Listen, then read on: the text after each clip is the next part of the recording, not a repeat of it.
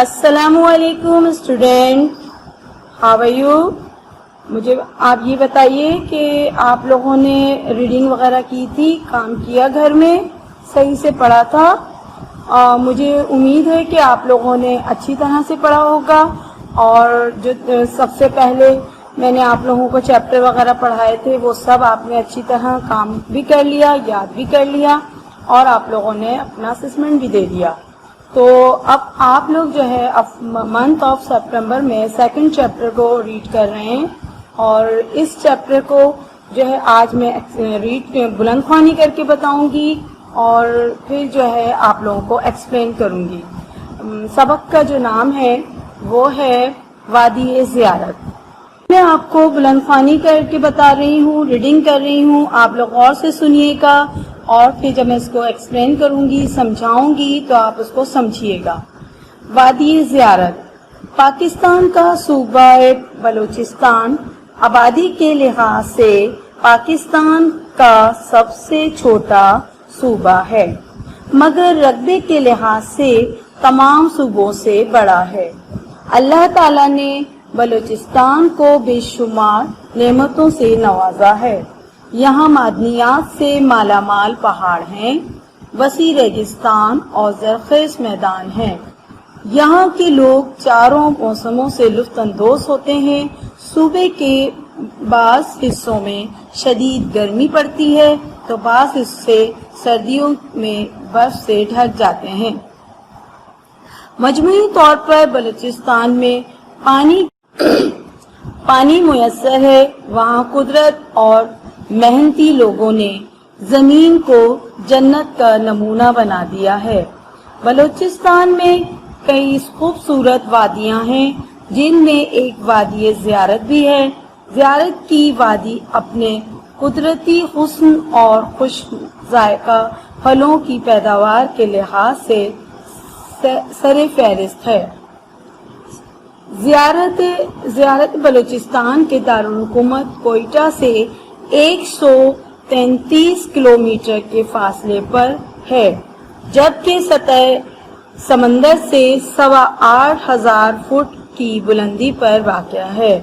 زیارت کی آب و ہوا بہت خوشگوار ہے۔ یہاں صنوبر کے قدیم ترین جنگلات پائے جاتے ہیں۔ صنوبر کی خاص قسم کے یہ درخت وادی زیارت کی پہچان بن گئے ہیں۔ ان درختوں کی لکڑی سے کئی چیزوں کے علاوہ پینسلیں بھی تیار کی جاتی ہیں۔ زیارت شہر سے 10 کلومیٹر کے فاصلے پر ملا طاہر قرواری بابا کی درگاہ ہے۔ انہی بزرگ کی نسبت سے یہ مقام زیارت کے نام سے مشہور ہوا۔ زیارت کو یہ اعزاز حاصل ہے کہ یہاں بابا قوم حضرت قائد اعظم محمد علی جناح نے اپنی زندگی کے آخری ایام گزارے۔ انگریزی دور کی بنی ہوئی عمارت، جس میں قائد اعظم نے بیماری کی حالت میں قیام فرمایا، زیارت ریزیڈنسی کہلاتی ہے۔ یہاں قیام کے دوران جو چیزیں بابا قوم کے زیر استعمال رہیں وہ اس عمارت میں محفوظ کر دی گئی ہیں، اور اس عمارت کو قومی ورثہ قرار دے دیا گیا ہے۔ زیارت کے اردگرد بھی بہت سے خوبصورت مقامات ہیں، جن میں کوہ خلقیت کی بلند ترین چوٹی اور میمن تنگی کا آبشار خصوصاً قابل ذکر ہیں۔ تنگی کو دیکھ کر ایسے لگتا ہے جیسے پہاڑ کسی وجہ سے شک ہو گیا ہو۔ اس کے اندر داخل ہوں تو آگے کسی حد تک اندھیرا ہو جاتا ہے۔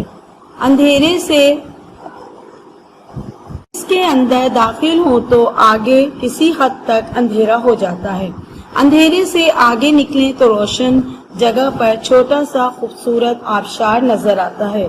اس آبشار کے پانی سے قریب کے باغات کو سیراب کیا جاتا ہے۔ آبشار والے مقام سے اوپر چڑھ کر آگے جانا ممکن نہیں۔ اس کے علاوہ زندہ احمد ون، مو اور گو کی یہاں کی انتہائی زرخیز وادیاں ہیں۔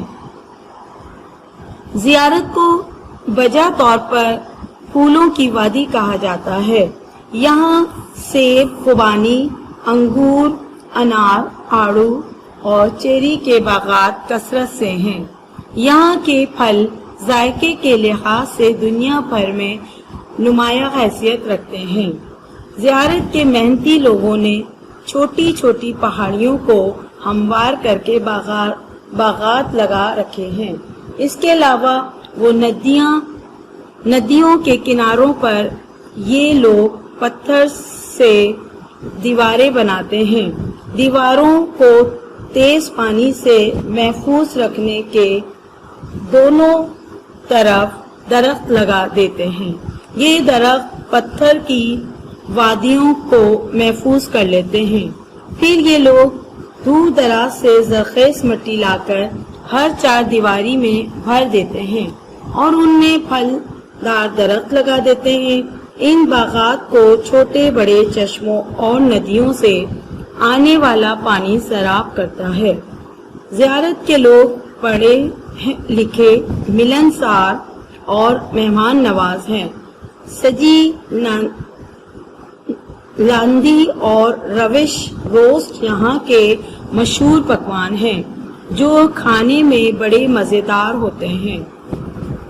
اب میں نے آپ کو یہ بلند خوانی کر بتا دیا ہے اور اب میں اس میں آپ کو یہ بتاؤں کہ یہ سمجھانا چاہتی ہوں کہ وادی زیارت کیا ہے۔ زیارت کہتے ہیں کسی بھی جگہ کو کہیں جانا، اس کو دیکھنا، اور مگر وہ ایسا مقام ہو جو کوئی خاص ہو، اس کو وہاں جانے کو، اس جگہ کو زیارت کہتے ہیں۔ اب یہ وادی کے نام سے مشہور ہے۔ پاکستان کا صوبہ بلوچستان وادی کے لحاظ سے بہت زیادہ مشہور ہے اور چھوٹا رقبہ ہے اور بڑے رقبوں سے چھوٹا ہے۔ اللہ تعالیٰ نے بلوچستان کو بے شمار نعمتوں سے بھی نوازا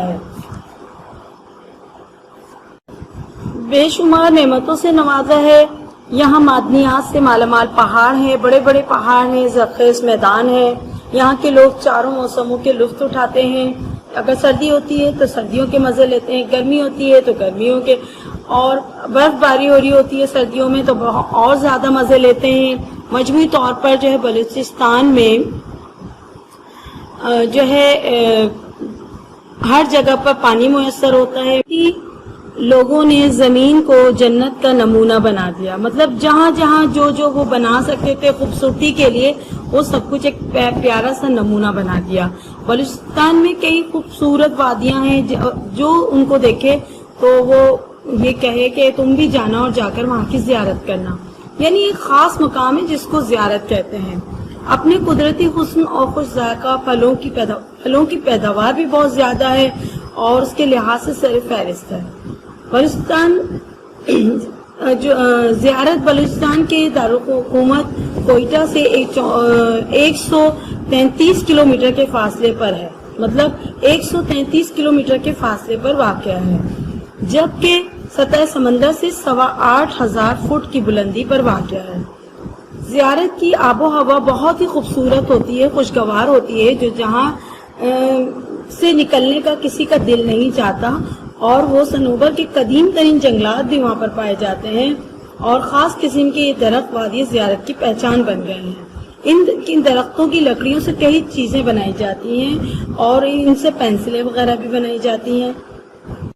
کلومیٹر کے فاصلے پر ملا طاہر پرواری کے بابا کی درگاہ ہے، یعنی اس لحاظ سے بھی یہ مشہور ہے کہ وہاں پر درگاہ بھی ہے، لوگ وہاں پر بھی زیارت کے لیے بڑی دور دور سے آتے ہیں اور انہی بزرگ کی نسبت سے یہ مقام زیارت کے نام سے مشہور ہوا ہے۔ زیارت کو یہ اعزاز حاصل ہے کہ یہاں بابا قوم حضرت قائد اعظم محمد علی جناح نے اپنے زندگی کے آخری ایام مطلب آخری دن گزارے۔ انگریزی دور کی بنی ہوئی یہ عمارت ہے جس میں قائد اعظم نے بیماری کی حالت میں وہاں پر قیام فرمایا تھا، وہاں پر اپنے دن گزارے تھے اور ان کا یہ رہنے کا گھر تھا۔ یہاں قیام کے دوران جو چیزیں بابا قوم کے زیر استعمال رہی وہ اس عمارت میں محفوظ کر دی گئی ہیں اور لوگ ان کو بھی زیارت کے طور پر دیکھنے کے لیے آتے ہیں۔ زیارت کے ارد گرد بھی بہت سے خوبصورت مقامات ہیں جنہیں کو ہے، بہت ساری ایسی چیزیں ہیں جن کو آپ دیکھیں. وہاں کا آبشار بہت خوبصورت ہے، آبشار سے جو پانی نکلتا ہے وہ بھی دیکھنے والا ہے. اس کے اندر داخل ہو تو آگے جا کر کسی حد تک اندھیرا ہو جاتا ہے، پھر اس سے آگے نکل جائیں تو روشن جگہ پر چھوٹا سا خوبصورت سا آبشار بھی نظر آ رہا ہے جو الگ نظر آتا ہے. اس میں سے پانی نکل رہا ہوتا ہے اور لوگ دیکھ کر اس کو بہت خوش ہوتے ہیں، اور اس کے قریب کے باغات کو بھی وہ پانی سیراب کرتا ہے. آبشار والے مقام سے اوپر چڑھ کر آگے جانا ممکن نہیں ہے. لوگ سوچتے ہیں کہ ہم اس کے اوپر چلے جائیں، لیکن جانا ممکن نہیں ہے. اس کے علاوہ جو ہے وہاں کی جو جگہیں ہیں ان کو وہاں کی انتہائی زرخیز وادیاں کہا جاتا ہے. زیارت کو وجہ طور پر پھلوں کی وادی کہا جاتا ہے. یہاں سے خوبانی، انگور، انار، آڑو، چیری کے باغات کثرت سے ملتے ہیں. یہاں کے لوگ پھل بہت شوق سے کھاتے ہیں اور بڑے ذائقے دار ہوتے ہیں، اور انہیں دنیا بھر میں بڑی نمایاں حیثیت حاصل ہے. زیارت کے محنتی لوگوں نے چھوٹی چھوٹی پہاڑیوں کو ہموار کر کے باغات لگا کر رکھے ہیں. اس کے علاوہ ندیوں کے کناروں پر یہ لوگ پتھر سے دیواریں بناتے ہیں اور وہ بڑی خوبصورت لگتی ہیں اور بڑے خوبصورت مناظر پیش کرتی ہیں. جو دونوں طرف سے درخت لگا دیتے ہیں، یہ درخت پتھر کی دیواروں کو بہت ہی محفوظ کر لیتے ہیں. پھر یہ لوگ دور دراز سے زرخیز مٹی لا کر ان چار دیواریوں کو بھر دیتے ہیں اور ان میں پھل درخت لگا دیتے ہیں. ان باغات کو جو ہے چھوٹے چھوٹے چشموں ندیوں سے آنے والا پانی جو ہے سیراب کرتا ہے. جب یہ پانی ان باغات میں جاتا ہے تو ان کو جو ہے پانی ملنے کی وجہ سے یہ بہت پیارے اور خوبصورت پھل جو ہے اگ جاتے ہیں.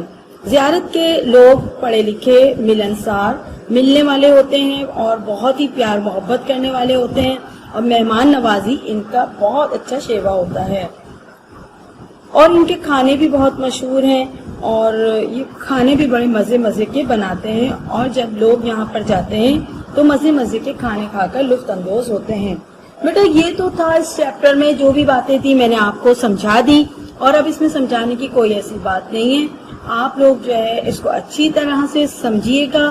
اور اب میں آگے جو ہے آپ کو بتاتی ہوں کہ آپ نے ایک ٹائٹل پیج بنانا ہے جس میں وادی زیارت اور ایک پکچر بھی بنا لیجیے گا، ایک تصویر بنا کر اور ٹائٹل پیج بنا لیجیے گا. اب اس کے بعد جو ہے آپ نے کیا کرنا ہے کہ ٹائٹل بنانے کے بعد آپ نے الفاظ متصاعد کرنے ہیں. الفاظ متصاعد جو ہیں وہ میں بھی آپ کو کروا رہی ہوں، تو آپ دیکھیے اور ان کو اچھی طرح سے کر اور یاد بھی کر. اسٹوڈنٹ اب ہم جو ہے الفاظ متصاعد کریں گے. الفاظ متصاعد میں آپ کو کروا رہی ہوں. الفاظ متصاعد جو ہوتی ہے وہ ضد ہوتی ہے، الفاظ کی ضد ہوتی ہے. جیسے مثال کے طور پر ہم کسی کو کہتے ہیں کوئی لڑکا کھڑا ہوا ہے تو اس کی ضد بنے گی لڑکی، اور اگر زمین ہے تو آسمان، تو یہ متصاعد ہو جاتے ہیں، الفاظ کی ضد ہو جاتی ہے. اسی طرح سے ہم جو ہے سب سے پہلے کریں گے خشکی. خشکی کا ہوگا طری، پھر مشہور، اس کا کہیں گے گمنام. خوبصورت، اس کا آئے گا بدصورت. پھر روشن، روشن کا آ جائے گا تاریک. زرخیز، بنجر. قدرتی یعنی مصنوعی. بیٹا جیسے خشکی کا میں نے آپ کو بتایا، طری یعنی خشکی، جہاں پہ بالکل خشک جگہ ہوتی ہے اس کو کہتے ہیں خشکی، اور جہاں گیلا ہوتا ہے اس تر کہتے ہیں طری. اب مشہور فیمس ہوتا ہے، عام ہوتا ہے، بہت زیادہ عام ہو جاتا ہے، جگہ جگہ مشہوریت ہو جاتی ہے اس کی، تو اس کے متصاعد جو ہوگا وہ گمنام ہوگا. مطلب وہ مشہور نہیں ہے، بس عام سا انسان ہے، کوئی وہ نہیں ہے. پھر خوبصورت بہت پیاری سی چیز جو ہوتی ہے وہ خوبصورت کہلاتی ہے. اسے لوگ دیکھ کر کہتے ہیں بہت خوبصورت لگ رہی ہو، بہت خوبصورت لگ رہی ہو. بدصورت اس کا خوبصورت کا جو متصاد ہے وہ بدصورت ہے. بدصورت منس عام سا انسان، بہت برا سا کوئی مطلب اس کی تعریف نہ کرے تو ایسے ہی ہوتا ہے تو وہ بدصورت کہلاتا ہے. پھر جو ہے روشن، روشن کہتے ہیں روشنی کو، چمکتی ہوئی چیز کو. تو پھر اس کا جو متصاد ہوگا وہ ہوگا تاریخ، اندھیرا، بالکل اندھیری جگہ، اندھیرا راستہ، وہ تاریخ کہلائے گا. زرخیز، زرخیز کہتے ہیں کوئی زمین جہاں پر اناج اگ جائے بہت خوبصورت سے، وہاں پر پودے پھل سب اگنے شروع ہو جائیں، وہ زرخیز کہلاتا ہے. اور اس کا متصاد جو ہے بنجر، بنجر مینس خراب، بہت خراب سا، وہاں پر کوئی کام نہیں ہو سکتا، کوئی زمین پہ کوئی بھی چیز نہیں اگ سکتی، وہ بنجر کہلاتی ہے. اور پھر الفاظ قدرتی، قدرتی کہتے ہیں اللہ تعالیٰ کی بنائی ہوئی نیچرل، جو اللہ تعالیٰ کی بنائی ہوئی چیزیں ہوتی ہیں اس کو کہتے ہیں قدرتی.